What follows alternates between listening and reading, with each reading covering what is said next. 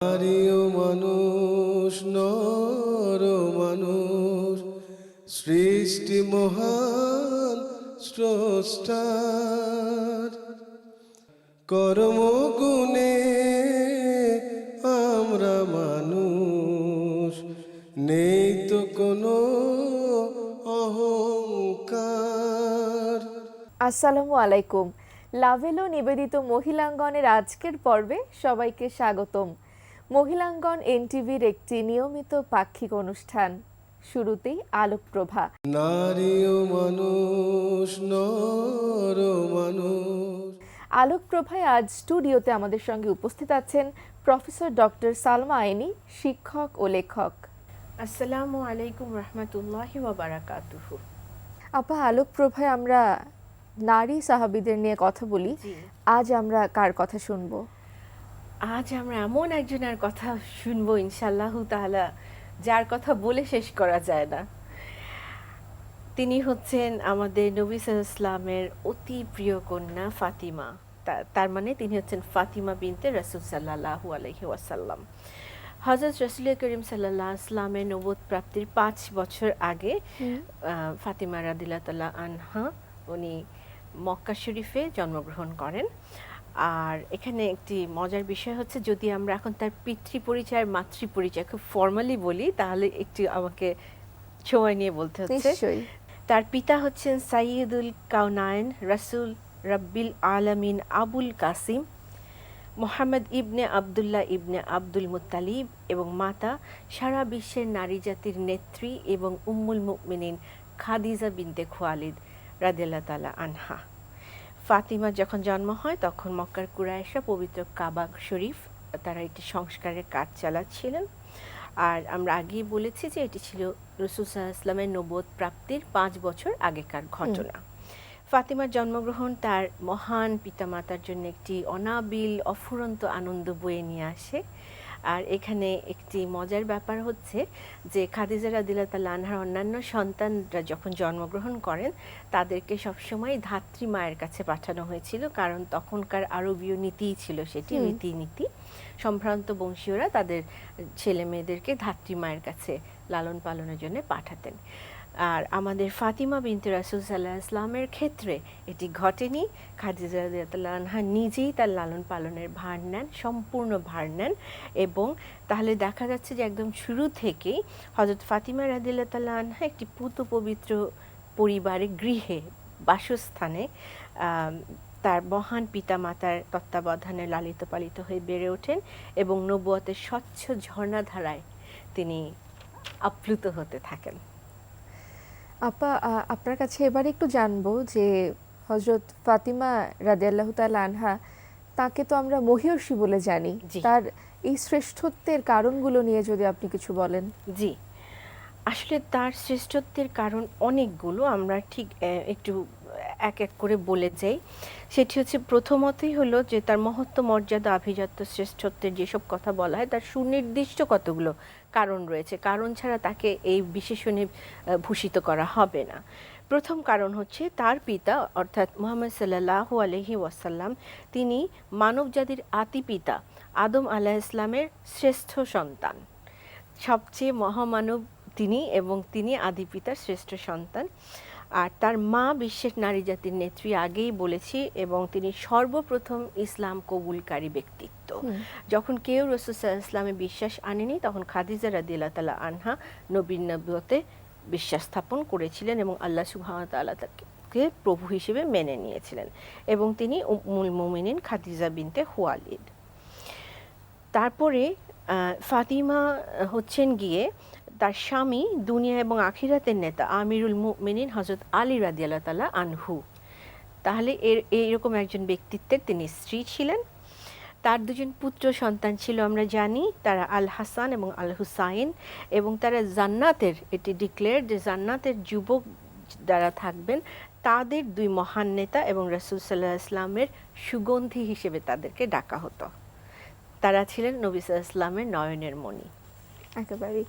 আর আপা, যেমনটা আপনি বলছিলেন যে যখন কেউই রাসূল সাল্লাল্লাহু আলাইহি ওয়াসাল্লামের প্রতি আস্থা রাখেনি, ইসলাম গ্রহণ করেনি তার কথা শুনে, তখন যিনি প্রথম আহ, ইসলাম গ্রহণ করেছিলেন তার সন্তান ফাতিমা রাদিয়াল্লাহু তাআলা আনহা, তাহলে এই যে তার ইসলাম গ্রহণ নিয়ে যদি আপা কিছু বলেন। জি, হযরত নবী সাল্লাল্লাহু আলাইহি ওয়াসাল্লামের উপর যখন ওহী নাজিল হয়ে গেল, হুম। তখন উম্মুল মুমিনিন হযরত খাদিজা, যেটি আপনি উল্লেখ করলেন যে উনি সর্বপ্রথম তার প্রতি ঈমান আনেন এবং তার রিসালাতকে সত্য বলে গ্রহণ করে নিলেন।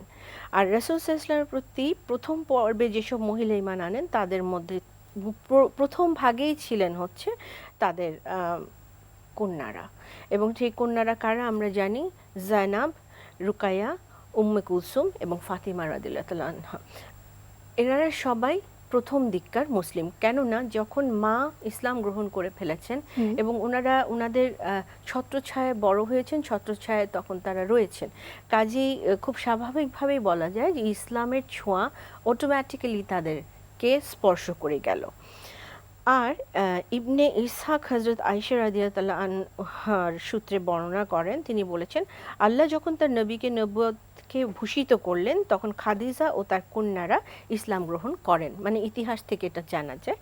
এভাবে রাসূল সাল্লাল্লাহু আলাইহি ওয়াসাল্লামের কন্যারা তাদের মায়ের সাথে প্রথম ভাগেই ইসলামের আঙিনায় প্রবেশ করেন এবং তাদের পিতার রিসালাতে বিশ্বাস স্থাপন করেন। নবুয়ত লাভের পূর্বে তাদের উন্নত মানের নৈতিকতা এবং চারিত্রিক যে গুণাবলী সেগুলো তো অলরেডি ছিলই, বিদ্যমান ছিলই, এবং এরপরে যখন ওনারা ইসলামের ছায়াতলে চলে এলেন তখন তাদের এই গুণাবলী আরো অনেক বেশি চর্চিত এবং প্রস্ফুটিত হতে শুরু করে। আর ইমাম আল জুরকানি তিনি বলেন যে ফাতিমা ও তার বোনদের প্রথম পর্বে ইসলাম গ্রহণের কথা তিনি এভাবে বলেন যে তার মেয়েদের কথা উল্লেখের প্রয়োজন নেই, মানে এখানে আমাদের কোনো ডাউট রাখার প্রয়োজন নেই যে তাদেরকে মুসলিম হয়েছিলেন কিংবা হননি, মুশরিক থেকে গিয়েছিলেন কিনা। তা ওনারা কেউ মুশরিক ছিলেন না, ওনারা ইসলাম গ্রহণ করেছিলেন কেননা নবুয়তের আগেই তাদের পিতার জীবন আচরণ দৃঢ়ভাবে তারা অনুসরণ করতেন এবং তাদের মাতা এবং পিতাকে ওনারা অত্যন্ত ভালোবাসতেন। কাজে আমরা ধরে নিতে পারি একেবারে শুরুতে ইসলাম গ্রহণকারীদের মধ্যে এই চার কন্যা বিদ্যমান।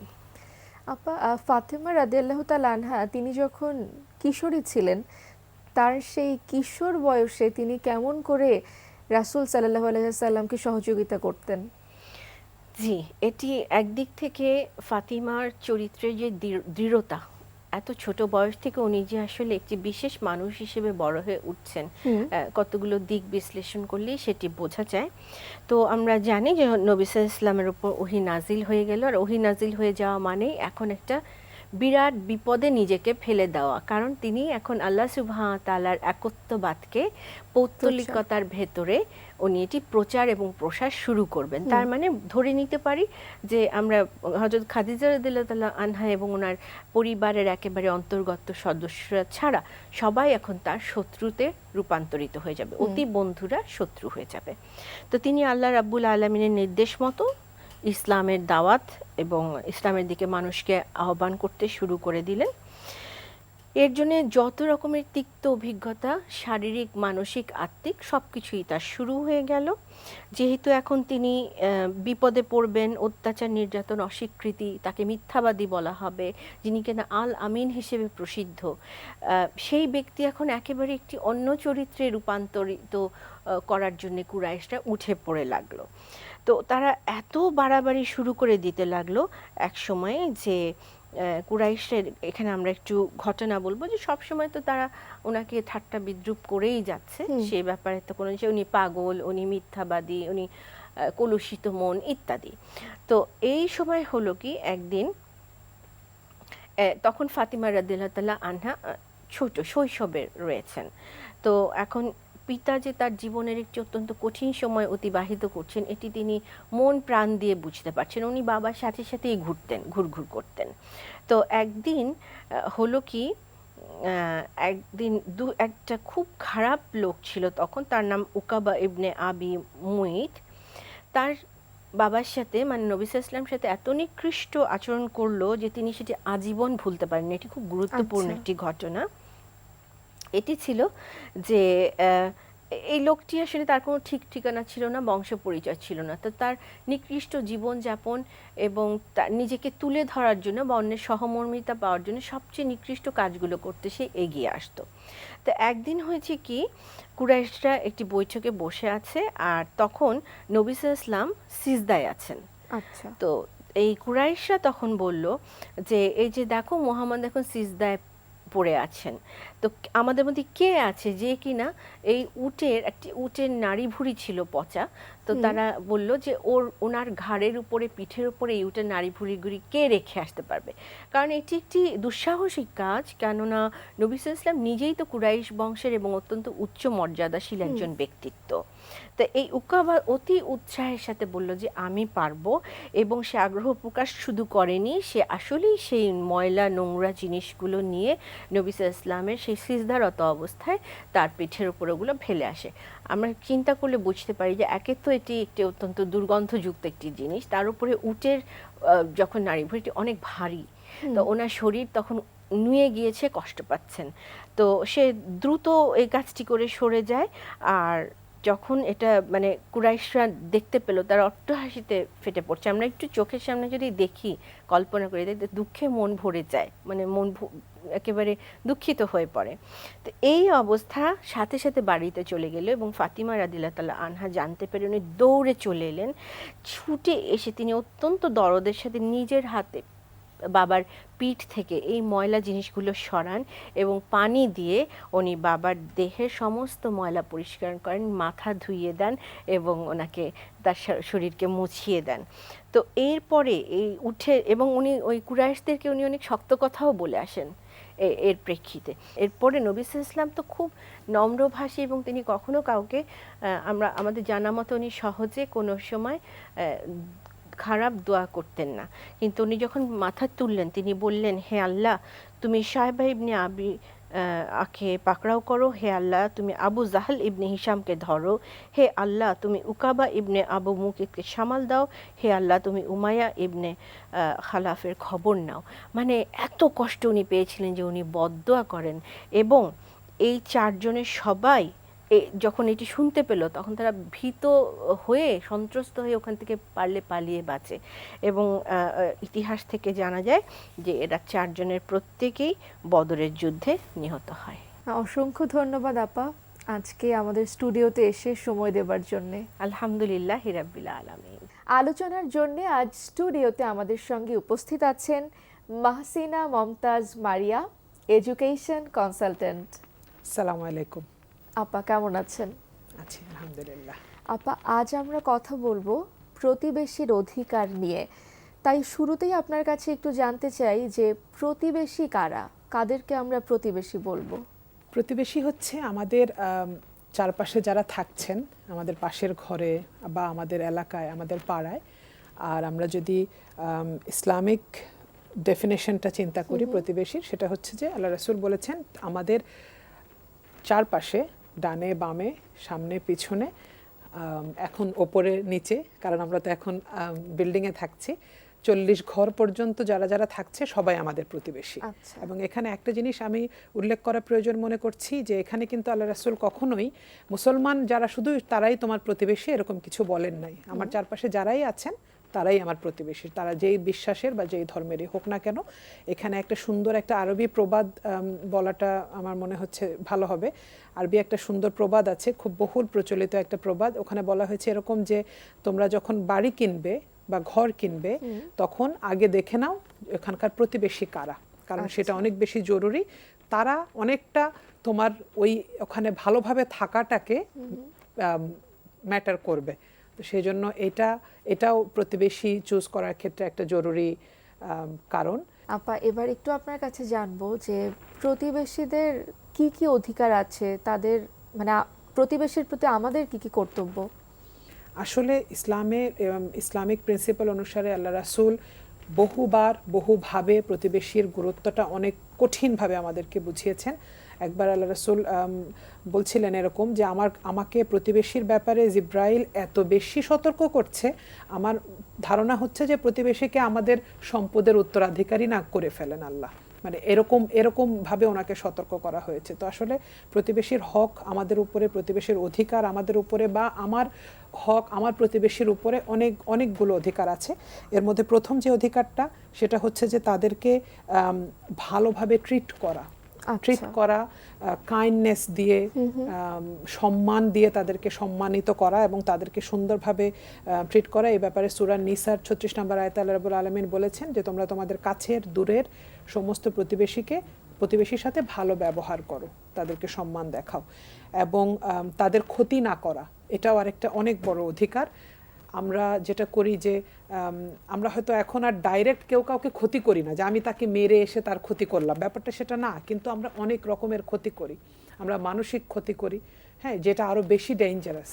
প্রতিবেশীর ক্ষতি না করা, এবং আল্লাহ রাসূলের একটা খুব স্ট্রং হাদিস আছে এটা ব্যাপারে, যে তার চেয়ে আল্লাহ রাসূল 3 বার বলেছেন যে সে প্রকৃত ইমানদার না, সে প্রকৃত ইমানদার না, সে প্রকৃত ইমানদার না যার প্রতিবেশী তার ক্ষতি থেকে নিরাপদ না, তার হার্ম থেকে নিরাপদ না। তো সেই জন্য আসলে ক্ষতি না করাটাও একটা শক্ত একটা অধিকার। আমি কোনো কথা দিয়ে আমার প্রতিবেশীকে ক্ষতি করব না, কোনো ভুল ইনফরমেশন দিয়ে আমার প্রতিবেশীকে ক্ষতি করব না, এক প্রতিবেশীর ইনফরমেশন আরেকজনকে দিয়ে তাদের সম্পর্কের ক্ষতি করব না, এই জিনিসগুলো দরকার। আর আরেকটা যেটা, সেটা হচ্ছে যে তাদের পাঠানো কোনো উপহারকে সুন্দরভাবে রিসিভ করা, এটাও একটা অধিকার, এবং এটার ব্যাপারেও সুন্দর নির্দেশনা এসছে আমাদের জন্য। একটা সুন্দর একটা হাদিস আসছে এরকম, যে আল্লাহ রাসূল বলেছেন যে তোমাদের কাছে যদি একটা ভেড়ার খুরও তোমাদের প্রতিবেশী উপহার পাঠায়, সেটাকেও তোমরা হাসি মুখে গ্রহণ করবে, এটাও একটা ভালো অধিকার। আর এই সমস্ত অধিকারগুলো আসলে আমাদেরকে এটাই বোঝায় যে প্রতিবেশী হিসেবে নিজের প্রতিবেশীর থেকে নিরাপদ থাকা এবং আমার প্রতিবেশীকে দেখে শুনে তাদেরকে নিরাপদ রাখা আসলে আমাদের জন্য একটা অনেক বড় সামাজিক দায়িত্ব। একেবারেই আপা, মানে আজকাল যেটা হয় যে আমার পাশের বাসায় কে আছে বা আমার পাশের ফ্ল্যাটে কে আছে তাকেই আমি চিনছি না বা আমরা জানছি না, হ্যাঁ, কিংবা দেখা যায় অনেক সময় আমরা বলি যে আমি হয়তো চেষ্টা করছি প্রতিবেশীর সঙ্গে যোগাযোগ স্থাপনের, কিন্তু প্রতিবেশীর দিক থেকে আমি সেই সাড়াটা পাচ্ছি না, সেক্ষেত্রে কি করণীয়? এটা আসলে একটা খুব জেনুইন একটা কোয়েশ্চেন। এটা এখন হয়, এটা আমি অনেক ক্ষেত্রেই শুনি, অনেক ক্ষেত্রে আমরা নিজেরাও এটার উইটনেস করি, যে আমি হয়তো অ্যাপ্রোচ করছি আমার প্রতিবেশীর সাথে, কিন্তু ওনারা ওইটা পছন্দ করছেন না। আর এখনকার ইন্ডিভিজুয়ালিস্টিক সোসাইটিতে আমি এর বেশি তো আর যেতে পারবো না, আমি জোর করে তো তার ঘরে ঢুকে যেতে পারবো না। এখানে আসলে আমি যদি আমার নিজের আমলের কথা চিন্তা করি, তাহলে আল্লাহ আমার নিয়তটা দেখবেন। আমি আল্লাহর কাছে চাইবো যে আল্লাহ আপনি আমার নিয়তটা জানেন, আমি নিঃস্বার্থভাবেই তার সাথে মিশতে চাচ্ছি। এক্ষেত্রে আল্লাহ যদি ভালো মনে করেন, আল্লাহ আমার জন্য একটা রাস্তা বের করে দিবেন। আমরা তো আলোচনার মাধ্যমে আমরা দেখছি যে প্রতিবেশীর হক আদায় বা অধিকার আদায় করাটা, তার প্রতি কর্তব্যগুলো পালন করাটা খুব দরকার। ইসলামে আরো কতটা জোর দেওয়া হয়েছে বা কতটা জরুরি? ইসলামিক পয়েন্ট অফ ভিউ থেকেই আমরা এতক্ষণ আলোচনা করলাম, এবং এটাই তো আমরা বুঝতে পারছি না যে একটা খুব স্ট্রং একটা হাদিস আছে, আল্লাহ রাসূল বলেছেন যে সে প্রকৃত মুমিন না যে নিজে পেট ভরে খায় অথচ তার প্রতিবেশীরা ক্ষুধায় কষ্ট পায়, হয়তো সে সেটা জানে না, অথবা সে সেটা জানে হয়তো সে ইগনোর করছে। হ্যাঁ, এমনকি আল্লাহ রাসূল এটাও বলেছেন যে আমরা যখন ভালো কিছু রান্না করব তখন তাতে একটু ঝোল মিশিয়ে দেওয়ার জন্য, একটু পানি বাড়িয়ে দেওয়ার জন্য, বা তরকারিটাকে একটু একটু পরিমাণে একটু বাড়িয়ে দেওয়ার জন্য, যাতে আমি আর কয়েকজন প্রতিবেশীকে নিয়ে খেতে পারি, আরো কয়েকজনকে ইনক্লুড করতে পারি। তো এর মানে কিন্তু এটা বোঝা যায় যে ইসলাম এত মাইনিউট বিষয়েও বলছে, তার মানে এটা ইম্পর্টেন্ট, তাই না? সামাজিক দায়িত্ব হিসাবে আমাদেরকে এটাও বলা হয়েছে যে আমার প্রতিবেশী যখন ইন্তেকাল করছেন, তখন আমার তার জানাজায় অংশগ্রহণ করা আমার জন্য একটা কম্পালসারি না হলেও একটা খুব স্ট্রং সামাজিক দায়িত্ব। তা সে যদি রোগী হয়ে হসপিটালাইজড হচ্ছেন, উনি যদি বাসায়ও অসুস্থ হয়ে থাকছেন, তাকে দেখাশোনা করা, তার পরিবারে খাবার পাঠানো, এগুলো আমার সামাজিক দায়িত্ব, ইসলামিক দায়িত্ব। এখন আমরা যে বৈশ্বিক মহামারীর সময় আছি, কোভিড-19-এর যে সময়টা আমাদের যাচ্ছে, এখন কিন্তু আমরা যে কিছু ঘটনার দৃষ্টান্ত আমরা দেখতে পাই যে কিছুটা অমানবিক, যেমন মা তার ছেলে কোভিড দেখে রেখে চলে যাচ্ছে, আবার ছেলে তার মাকে ফেলে রেখে চলে যাচ্ছে, কিংবা মানে যারা বিল্ডিংয়ে যদি কোনো কোভিড পেশেন্ট থাকে, বাড়িওয়ালা তাকে বের করে দিচ্ছে, টর্চার করছে, বলছে বাড়ি ছেড়ে চলে যাও, কিংবা যারা ডক্টর আছেন, যেহেতু তারা সেবা দিচ্ছেন, ডক্টরদেরকে বলছে বাড়ি থেকে মানে অন্য জায়গায় চলে যেতে। এই যে একটা অমানবিক একটা সিচুয়েশন ক্রিয়েট হয়ে যাচ্ছে সামাজিক পার্সপেক্টিভে, এটা নিয়ে আপা কি বলবেন আমাদের দর্শকদের? প্রথমত আমি যেটা মনে করি, পজিটিভ এক্সাম্পলগুলোকে সামনে নিয়ে আসা এটা 1 নম্বরের কাজ। এবং প্রতিবেশী হিসেবে অবশ্যই আমাকে সর্বোচ্চ ত্যাগের জন্য প্রস্তুত থাকতে হবে, যদি আমি বিশ্বাস করি আমি একজন মুমিন, আমি একজন ভালো মুসলমান এবং আমি আল্লাহর কাছে গিয়ে আমাকে এটার জন্য জবাব দিতে হবে। এইটুক ফিলিং যদি আমার ভেতরে থাকে, আমি আমার প্রতিবেশীর জন্য অ্যাট দ্য সেম টাইম আমার আত্মীয় স্বজনের জন্য, সবার জন্য সর্বোচ্চ ত্যাগ করতে প্রস্তুত থাকবো। আমি যেটা বিশ্বাস করি যে আমরা যারা সুস্থ আছি এখনো পর্যন্ত, আমরা কিন্তু আমাদের প্রতিবেশীদের জন্য বা আমাদের সোসাইটিতে, আমাদের কমিউনিটিতে আমরা একটা রিজার্ভ ফোর্স। যে কোনো সময় যে কোনো জায়গায় দৌড়ে যেতে হতে পারে এবং যেতে হবে, সেইভাবে প্রস্তুত থাকা, নাম্বার 1।